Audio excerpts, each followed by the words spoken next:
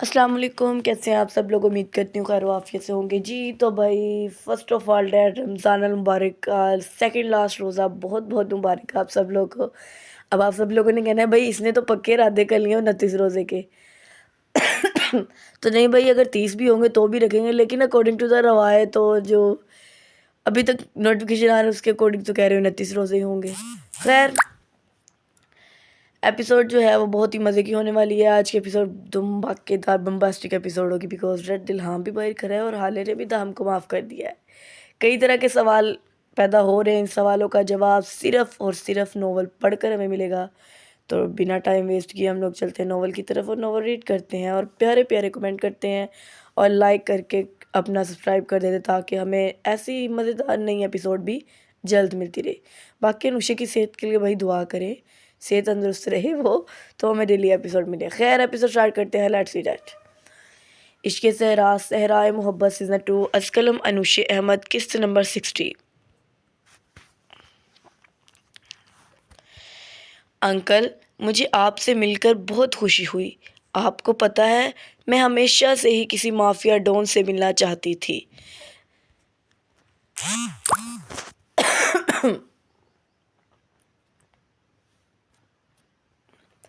زمل مسکراتے ہوئے ڈیول سے بولی۔ اخاور، دلشاد، ڈیول، دیان، دلہام سبھی جوگنگ پر آئے تھے۔ صبح کا سورج آب و تاب سے چمک رہا تھا۔ کراچی کا موسم بہت ہی خوبصورت اور خوشگوار تھا۔ زمل ڈیول کے ساتھ جوگنگ کرتے ہوئے باتیں کر رہی تھی۔ ڈیول اس کی باتیں بہت انجوائے کر رہا تھا۔ زرکا اور حمامہ اتنا نہیں بولتی تھی جتنا زمل بولتی تھی۔ زمل چنچل تھی اور اسے دیکھتے ڈیول کو زرکا کی یاد آئی۔ اب وقت ان کے گھر لوٹنے کا تھا۔ ان سب کا سامان کسی ملازم سے کہہ کر دلشاد نے کل رات ہی بنگلے سے منگوا لیا تھا۔ کل سے وہ سب خاور کے گھر ہی رکے ہوئے تھے۔ ڈیول نے دونوں ڈمپلز کی نمائش کرتے زمل کو دیکھا۔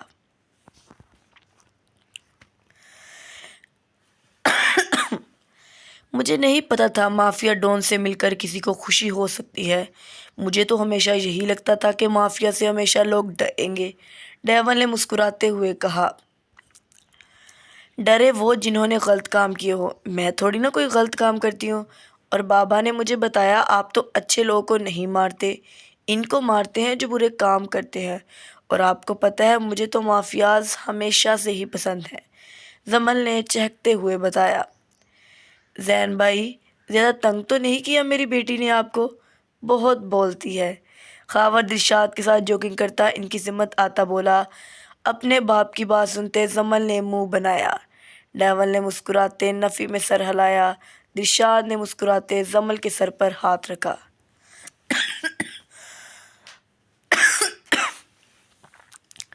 کوئی اتنی پیاری بیٹی سے کیسے پریشان ہو سکتا ہے؟ دلشاد نے کہا۔ زمل مسکرا دی۔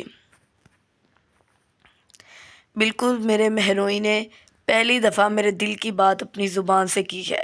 خاور، تمہاری بیٹی تو بہت پیاری ہے، اس کا زیادہ بولنا میرے لیے شہد ہے۔ میرا بس چلے تو میں اسے ہمیشہ ہمیشہ اپنے پاس ہی رکھوں، تمہیں کبھی نہ دوں۔ ڈیول مسکراتے زمل کو دیکھتے خاور سے بولا۔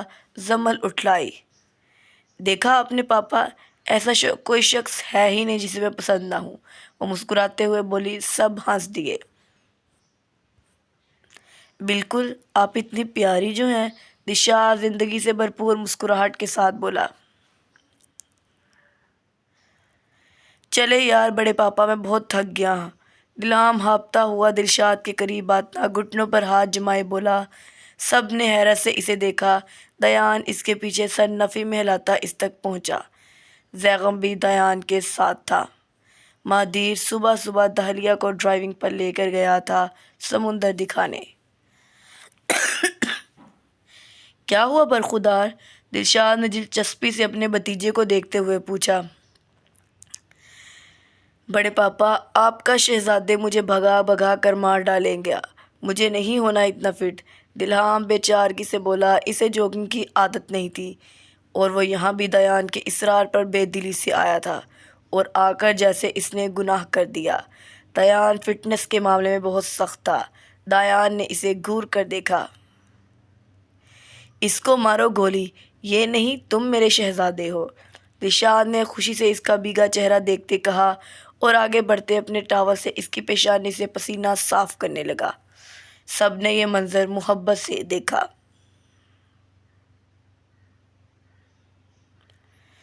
اچھا ہوا تمہارے ساتھ دلہام، آپ کو پتہ ہے دیان بھائی، میں بھی اس کو بہت بولتی تھی، کبھی میرے ساتھ تو نہیں آیا۔ زمل نے اس کی حالت سے لطف اٹھاتے دیان سے کہا۔ فکر نہ کرو گڑیا، اب تو اس کو زندگی بھر میرے ساتھ ہی رہ رہا ہے، دیکھو کیسے فٹ کرتا ہوں، جب اس سے ملو گی نہ دیکھنا یہ بالکل چینج ہو چکا ہوگا، دیان نے مسکراتے کہا۔ چینج کر دیں گے یا غائب کر دیں گے بڑے پاپا، دیکھیں میں کہاں سے موٹا ہوں، سمجھائے انہیں، اگر یہی سب ہونا ہے تو میں یہی ٹھیک ہوں، مجھے نہیں رہنا ان کے ساتھ، دلہام منہ بنا کر بولا۔ وہ بس رونے کے در پر تھا، پتہ نہیں دیان نے اسے اس سے اتنے وسیع پا کر کتنے چکر لگوائے تھے۔ بیٹا، جوگنگ لوگ موٹے لوگ ہی تو نہیں کرتے نہ، لیکن خیر دیان تم میرے بیٹے کو تنگ نہیں کرنا، اور تم بالکل فکر نہ کرو، تم میرے ساتھ جم اور جوگنگ پر چلنا، دلشاد نے دلہام کو اپنے ساتھ ایک ہاتھ کے سہارے میں لیتے فراخ دلی سے کہا۔ وہ عمر کے اس حصے میں بھی فٹ تھا اور بہت ہینڈسم بھی لگتا تھا۔ لیکن ڈیڈ، دیان نے مداخلت کرنی چاہیے، وہ دلہام کے ساتھ اپنی بونڈنگ ڈیولپ کرنے کی کوشش کر رہا تھا، صرف دلہام کو ایسے ٹریٹ کر رہے تھے جیسے وہ ان سب کے لیے بہت دلچسپ اور انمول شخص ہو۔ خاموش، میں نے کہہ دیا نا، دلشاد نے دیان کو گھورا۔ اف بڑے پاپا، آپ نے بچا لیا، دلہام معصومیت سے بولا۔ تم بہت بڑی غلطی کر رہے ہو میرے داماد کو ٹھکرا کر، ڈیول نے اپنے داماد کی معصومانہ شکل دیکھتے ہوئے اس کی سائڈ لیتے دلہام سے کہا۔ یہ تمہارے لیے بہت اچھا ٹرینر ثابت ہو سکتا ہے، ڈیول نے دیان کو دیکھتے ہوا کہا۔ تم کیوں نہیں رکھ لیتے اسے اپنا ٹرینر، دلشاد نے ڈیول سے کہا۔ میں نے کب منع کیا، میں تو کہتا ہوں گھر داماد بن جاؤ، میری آفر بری نہیں، ڈیول نے دیان سے کہا۔ بالکل بھی نہیں، مجھے یہ سالہ گھر داماد کے روم میں بالکل قبول نہیں، زیغم نے باپ کو دیکھتے دو ٹوک انداز میں کہا۔ دلشاد کہکا لگا اٹھا، خاور اور زمل مسکرا دیا۔ ایسے کیسے قبول نہیں، میرا داماد ہے، میرا گھر ہے، ڈیول نے بیٹے کو گھورتے ہوئے کہا۔ تم ایسا کرو، تم بھی گھر داماد بن جانا، مجھے بھی کوئی مسئلہ نہیں، دلشاد نے زیغم کو آفر کر دی۔ اس دفعہ اس کے دونوں گالوں پر گڑے بنے۔ یہ صحیح ہے، ویسے لڑکیاں ہی کیوں ہر دفعہ رخصت ہو، لڑکے بھی تو ہو سکتے ہیں، زمل نے زیغم اور دیان کو دیکھتے ہوئے مزے سے کہا۔ بالکل نہیں، ان دونوں نے ایک ساتھ کہا، سب کہکا لگا اٹھے۔ دیر، سب کچھ کتنا اچھا ہے نا، مما بھی ماما بابا کو معاف کر چکی ہیں، سب کچھ بالکل پرفیکٹ ہے، دالیہ مہدیر کے کندھے پر سر ٹکائے سمندر کی لہروں پر سورج کی مدھم کرنوں کا عکس دیکھتے ہوئے بولی۔ مہدیر اور دالیہ دونوں لینڈ کروزر سے ٹیک لگائے کھڑے تھے۔ مہدیر گرے رنگ کی شرٹ اور کارگو ٹراؤزر میں تھا، دالیہ پنک کلر کی پیروں کو چھوتی فراک میں تھی۔ اس کے بال ہوا کے دوش سے لہرا رہے تھے، مہدیر کے بال پیشانی پر بکھرے تھے۔ کاش مما بھی جلدی سے ٹھیک ہو جائیں، مہدیر گہری سانس لیتا بولا۔ دالیہ کو خیال آیا کہ وہ اپنی فیملی کی بات کر رہی تھی۔ آئی ایم سوری دیر، دالیہ اس کے کندھے سے سر ہٹا دی معصومیت سے بولی۔ تم کیوں سوری کر رہی ہو پری، مہدیر دالیہ کے خوبصورت چہرے کو دیکھتا استفسار کرنے لگا۔ میں اپنی فیملی کا ذکر کر رہی تھی، ان دنوں میں تمہاری فیملی کے بارے میں سوچ ہی نہ سکی، دالیہ معصومیت سے اپنے بالوں کو کانوں کے پیچھے اٹساتے بولی۔ تمہاری اور میری فیملی الگ نہیں ہے، تمہاری فیملی میری فیملی ہے اور میری فیملی تمہاری فیملی ہے، ہم سب ایک ہی فیملی ہے پری، اور تم خوش تھی، میں تمہاری خوش میں کیسے شکوہ کر سکتا ہوں، انشاءاللہ مما بھی ٹھیک ہو جائیں گی۔ مہدیر اس کے چہرے کو ہاتھوں کے پیالوں میں بھرتا اس کی پیشانی کو چومتے ہوئے بولا۔ دہلیہ گلال ہوئی ایک زندگی غم میں گزاری تھی، اب ایک زندگی اپنے پہلو میں سمندر کے پانی جتنی خوشیاں بڑھے ان دونوں کے منتظر تھی۔ کیا کر رہے ہو دہم؟ حالے کچن میں تھی، سب کے لیے ناشتہ ختیجہ اور عنایا بنا چکی تھی۔ حالے اور دہم لیٹ اٹھے تھے، وہ دونوں پوری رات باتیں کرتے رہے، پھر ان دونوں نے فجر کی نماز ایک ساتھ پڑھی اور نہ جانے کب ان کی آنکھ لگ گئی، اور جب وہ اٹھا تو اچھا خاصا وقت گزر چکا تھا۔ اب دہم کی فرمائش تھی کہ حالے کے ہاتھ کی اسے چائے پینی تھی، جسے بنانے کے لیے حالے کچن میں آئی اور اس کے پیچھے ہی دہم آ گیا۔ وہ اسے حصار میں لیے کھڑا تھا۔ تو میں کون سا کوئی غلط حرکت کر رہا ہوں؟ صرف تمہاری مدد ہی تو کر رہا ہوں۔ تاہم مسکرا کر بولتا، جھکتے ہوئے اس کا شانہ چوم گیا۔ شرم کرو دہم، جوان اولاد ہے تمہاری۔ حالے اس کی حرکت پر سرخ ہوتی سے ڈپٹ کر بولی۔ تو کیا ہوا؟ جوان اولاد ہونے کا مطلب یہ تو نہیں کہ میں اپنی بیوی سے محبت نہیں کر سکتا، اور اس بیوی سے محبت جو ایک لمبی جدائی کے بعد مجھے ملی ہو۔ دہم مسکرا کر بولتا، اس کے کان پر لب رکھ گیا۔ دہم باز آ جاؤ، کوئی آ جائے گا۔ حالے حیا سے سرخ پڑی۔ کوئی بھی نہیں آتا، پورا لاؤنج خالی ہے، دہم بے فکری سے بولا، اور اسی وقت شانی جو اسکول سے واپس آیا تھا اس نے بیگ صوفے پر رکھا، پہلی نظر کچن پر گئی۔ حالے آہٹ پر فوراً ہی دہم سے دور ہوئی۔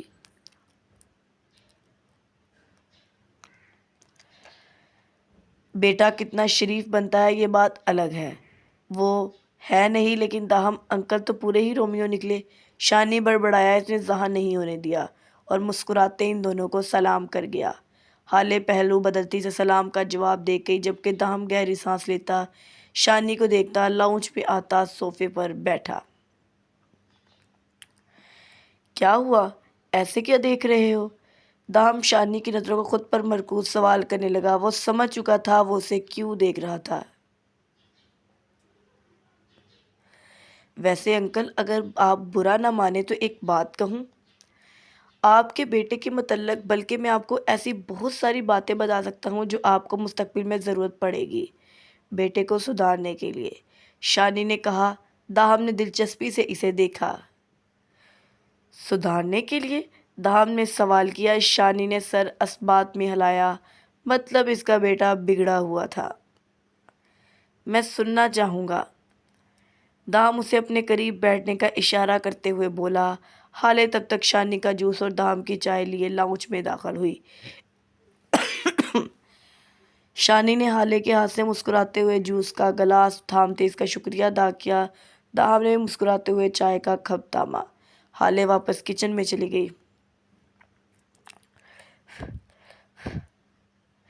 آپ کو پتہ ہے آپ کا بیٹا کتنا چال باز ہے، اپنے آپ کو حسن کا دیوتا سمجھتا ہے، اور یونیورسٹی میں تو اسٹوڈنٹس کو تو چھوڑو، ٹیچرز پر بھی غزل اور شعر و شاعری کرنے سے باز نہیں آتا، اور ہمارے ایریا میں سبھی دل بائی کی حرکتوں سے تنگ ہے، وہ اتنی شرارتیں کرتے ہیں۔ اور آپ کو پتہ ہے ایک دفعہ شانی رازدانہ انداز میں دہم کو دلہام کی شکایتیں لگاتا، بچپن اور اب کے کچھ قصے سناتا چلا گیا۔ دہم مسکراتے ہوئے خاموشی سے سب سنتا رہا۔ شانی جیسے دلہام کی باتیں بتا رہا تھا، دہم کو لگا جیسے کوئی اس کا بچپن ایڈوانس طریقے سے اس کے سامنے دہرا رہا ہے۔ وہ اپنے باپ کا پرتو کالا تھا۔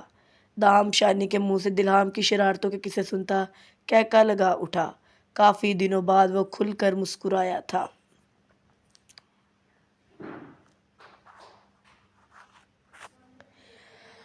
جب سب کچھ سورٹ آؤٹ ہو چکا ہے تو مجھے لگتا ہے ہمیں اسلام آباد جانے میں دیر نہیں کرنی چاہیے۔ خوشیوں نے باہیں پھیلائے ہمارا استقبال کیا، اب ہمیں مزید خوشی سمیٹنی ہے، اپنے بچوں کی رخصتی کرنی ہے۔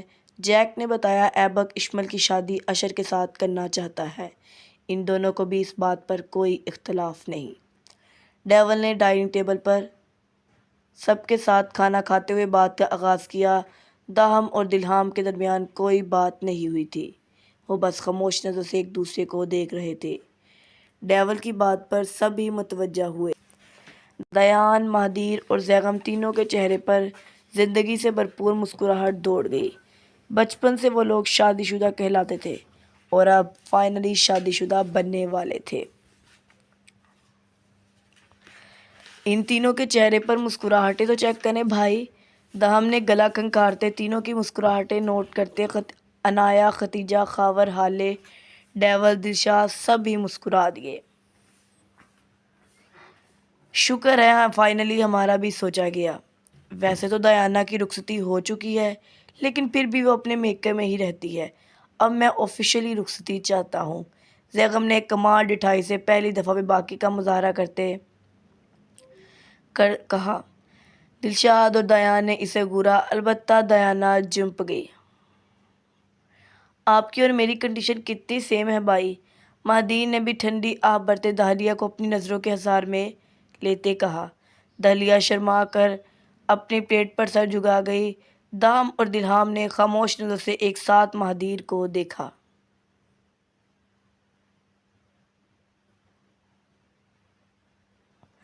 لگتا ہے مجھے بھی اپنی بیوی کے لیے سسر اور سالے سے جنگ کرنی پڑے گی۔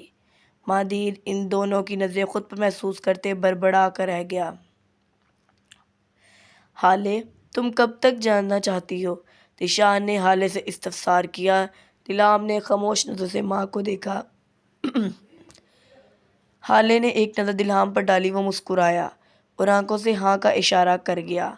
ماں کو سالوں بعد خوشیاں مل رہی تھی، وہ کیسے ماں کے دامن کو اب بھی خالی رکھتا؟ ہالے کے چہرے پر خوشی کی لہر دوڑی۔ مجھے کچھ کام ہے NGO کے، میں 2 سے 3 دن میں وائنڈ اپ کر کے پھر چل سکتی ہوں۔ آپ کے ساتھ بھائی اور دلہام کے بھی ایجوکیشن سینٹر سے کچھ ڈاکومنٹ نکلوانے ہوں گے، ہالے نے سنجیدگی سے جواب دیا۔ دلشاد اور دام نے سر اثبات میں ہلایا۔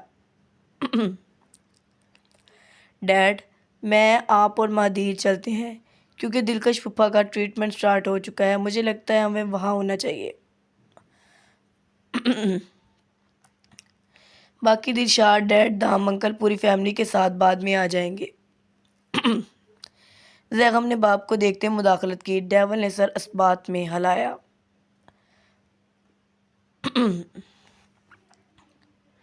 خاور، تمہاری پوری فیملی انوائٹڈ ہے، تمہیں بھی ان لوگوں کے ساتھ اسلام آباد لازمی آنا ہے۔ آخرکار میری بیٹی زمل کی بھی تو خواہش ہے میری پوری فیملی سے ملنے کی۔ ڈیول نے خاور سے کہتے زمل کو دیکھا، اس کے چہرے پر مسکراہٹ رینگ گئی۔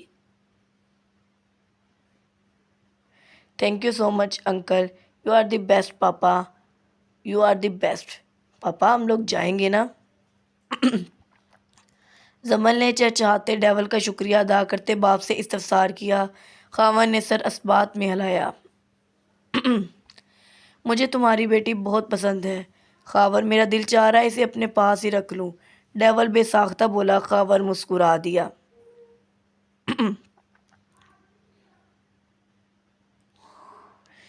عصر کی نماز کا وقت تھا، سب لوگ چائے پیتے باتوں میں مصروف تھے۔ تہا نماز کے لیے اٹھا تو دلہام پہلے ہی نماز کے لیے تیار تھا۔ وہ گیٹ عبور کر رہا تھا جب اسے اپنے باپ کی آواز نے روکا۔ کیا ہم مسجد تک ساتھ چل سکتے ہیں؟ دام نے دور سے اسے آواز دیتے استفسار کیا۔ دلہام کی دھڑکنیں ایک ساتھ دم تیز ہوئی۔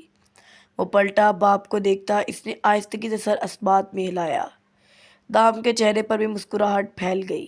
کچھ وقت بعد دونوں کی خاموشی سڑک کے کنارے چل رہے تھے۔ مسجد ان لوگوں سے کچھ فاصلے پر تھی۔ تم اسلام آباد جانا چاہتے ہو؟ داہم کی بات دلہام سے ڈائننگ ٹیبل پر پوچھنا چاہتا تھا۔ وہ خاموش نظروں سے ماں کو دیکھ رہا تھا۔ اسے لگا شاید اس کا بیٹا کچھ کہنا چاہتا ہے، لیکن ماں کی خوشی کے لیے خاموش ہے۔ میں جانا چاہتا ہوں، دلہام نے مختصر بات کی۔ خوشی سے یا مجبوری سے؟ دام اس کے چہرے پر نظریں گاڑے سوال کرنے لگا۔ مجھے نہیں پتا، لیکن میں پرسکون ہوں اپنی ماں کو دیکھ کر، اور میرا خاندان کچھ ہی دنوں میں میرے دل کے بے حد قریب ہو چکا ہے۔ مجھے ان سب کے ساتھ رہنے میں کوئی پریشانی نہیں، دلہان نے سامنے دیکھتے ہوئے کہا۔ اور میرے ساتھ رہنے پر کیا تم مجھے معاف نہیں کر سکتے؟ دام نے 2 سوال ایک ساتھ کیے۔ دلہام کے قدم لمحے بھر کر رکے، لیکن پھر وہ خود کو سنبھال گیا۔ وہ اب بھی سامنے دیکھ رہا تھا۔ میری ماں آپ کے ساتھ رہنا چاہتی ہے، میں ہمیشہ سے آپ سے ملنا چاہتا تھا، اور اب آپ مل گئے ہیں۔ میں کچھ بھی محسوس نہیں کر پا رہا، لیکن آپ سے نفرت نہیں کرتا، تو معاف کرنے کا تو سوال پیدا ہی نہیں ہوتا۔ آپ نے میرے ساتھ کچھ غلط نہیں کیا۔ دلہام نے بے حد سنجیدگی سے اور نرمی سے کہا۔ داہم مسکرایا۔ تمہارے ساتھ غلط نہیں کیا، لیکن پھر بھی غلط کیا۔ تمہیں اپنے سائے سے محروم رکھا۔ داہم نے کہا، قسمت تھی، مجھے ایسے ہی بڑا ہونا تھا، آپ کا کوئی قصور نہیں۔ وہ بے حد نرمی سے بولا۔ تو پھر تم بھائی کی طرح مجھ سے اٹیچ کیوں نہیں ہوتے؟ مجھ سے فاصلے پر کیوں رہتے ہو؟ دالیہ، دیان، دیانا، یہاں تک کہ عنایہ بھابھی سے بھی بہت گل مل کر ملتے ہو، مجھ سے فاصلہ کیوں؟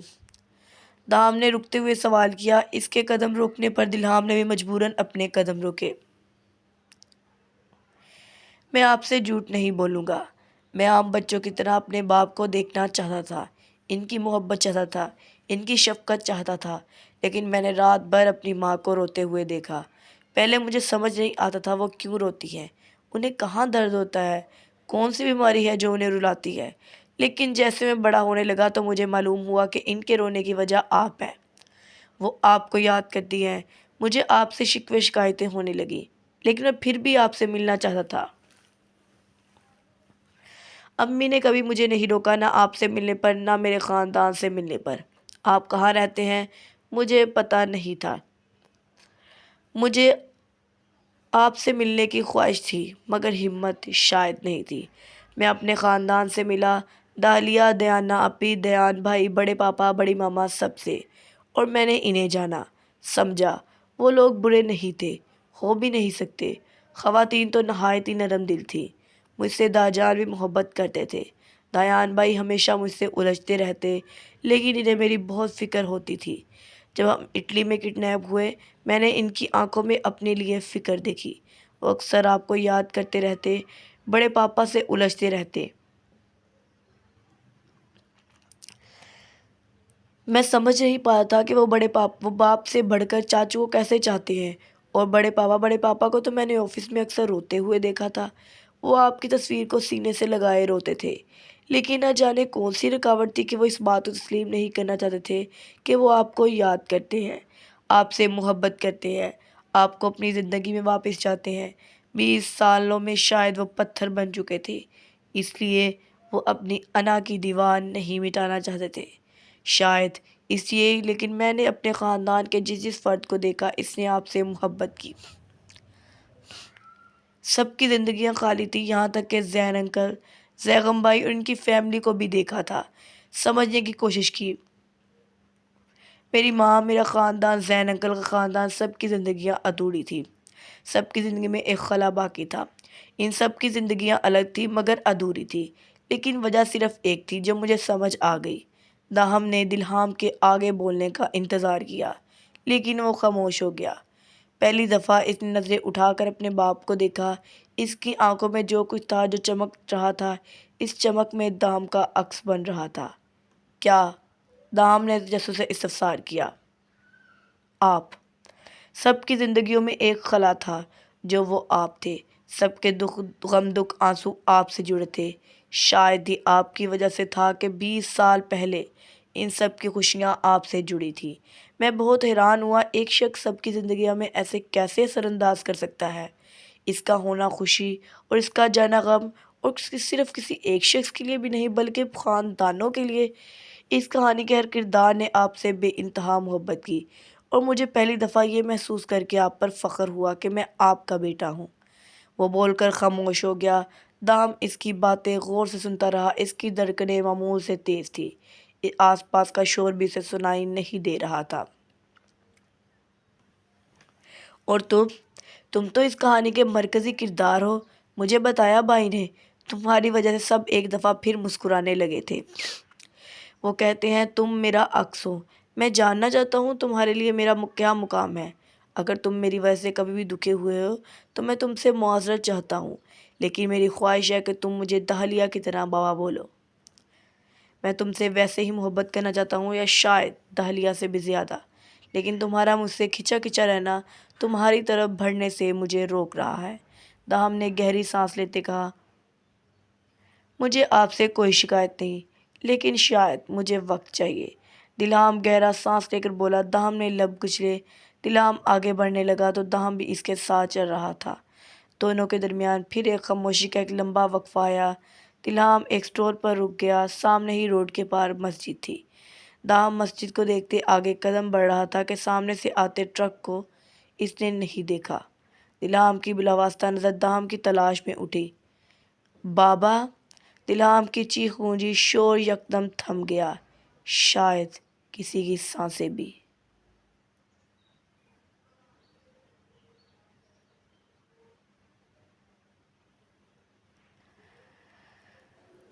او مائی گاڈ، ایپیسوڈ اتنی تھرلنگ، اتنا سسپینس، دہام ٹھیک ہو پائے گا یہ نہیں یار، میری لاسٹ روڈ میں سانس رک گئی ہے۔ او مائی گاڈ، انبیلیویبل یار۔ خیر، اس ایپیسوڈ کو پڑھنے کے لیے، نیکسٹ ایپیسوڈ جاننے کے لیے آپ کو ایپیسوڈ نیکسٹ کا ویٹ کرنا پڑے گا، اور انشاءاللہ ہم لوگ نئے ایپیسوڈ کے ساتھ ملتے ہیں۔ تب تک کے لیے دے اجازت، اللہ حافظ۔